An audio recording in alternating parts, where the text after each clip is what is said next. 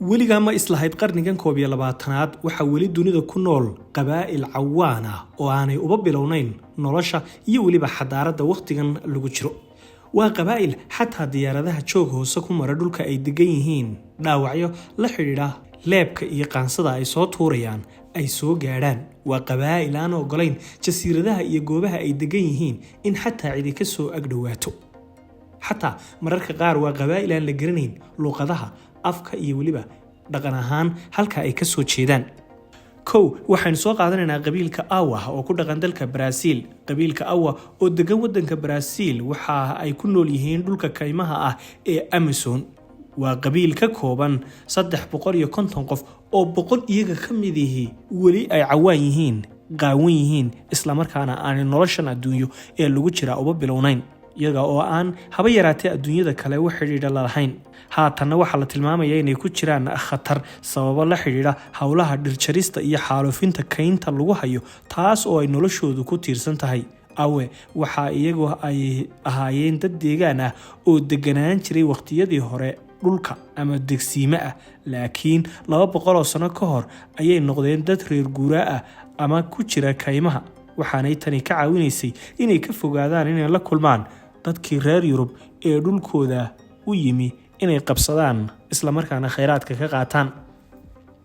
qabiilka Sentinelesa ee dalka Hindiya. qabiilkani waxa ay degaan waqooyiga jasiiradda Sentinel ee deegaanka Bay ee gobolka Bengal. aad ayay uga fogaadaan inay cidi la soo xidhiidho, waana dad cadho iyo dagaal badan si aanay dalxiisayaashu ugu soo dhowaan dhulkooda. qabiilkan Sentinelesa waxaa laga yaabaa inay yihiin qabiilka ugu go'doonsan ama ugu cawaansan caalamka. waxa ay ku nool yihiin aqallo jilicsan oo saqafyo dhaadheer leh. waxa ay samaysteen doonyo macmal ah oo ay kaga kalluumaystaan goobaha dhowdhow ee badda. haddii aynu kusii soconno, qabiilka kale ee Charawas waxa uu isaguna ku nool yahay wadanka Hindiya, jasiiradda Andaman gaar ahaana waxaa laga helaa qaybaha dhexe iyo weliba koonfureed ee jasiiraddaasi.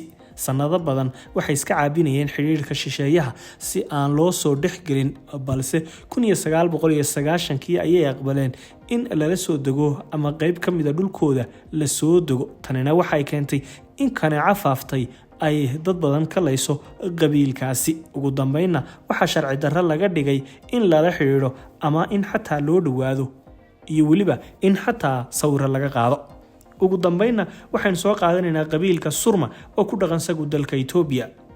dadka Surma waxa ay ka kooban yihiin 3 qabiil oo go'doonsan: Surma Chai, Tumaga iyo weliba Suri Bale. qabiilkani waxa ay leeyihiin dhaqano isku dhafan sida xoolo dhaqatanimo iyo weliba beeraley. qabiilkani waxay caan ku yihiin dibnahooda ama bishinahooda wareegsan. inta badanna gabdhaha qaangaadhka ah waxaa laga saaraa ilkaha hoose, kadibna waxaa la dalooliyaa dibinta xaggeeda hoose iyadoo oo la gelinayo shay sida cajalada oo kale u wareegsan.